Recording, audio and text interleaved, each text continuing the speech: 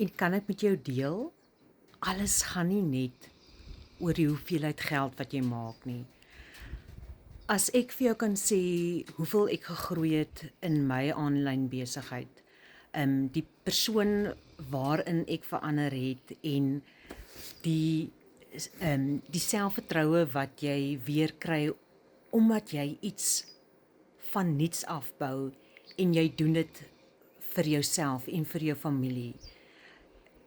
So mamma, moenie laat wanneer jy dalk nie wanneer jy nie dalk dadelik geld maak, dit jou afsit om aan te hou nie. Want dit is voordelig, dit alles wat jy leer. En die enigste manier hoe jy nie sukses kan behaal nie, is deur om tou op te gooi.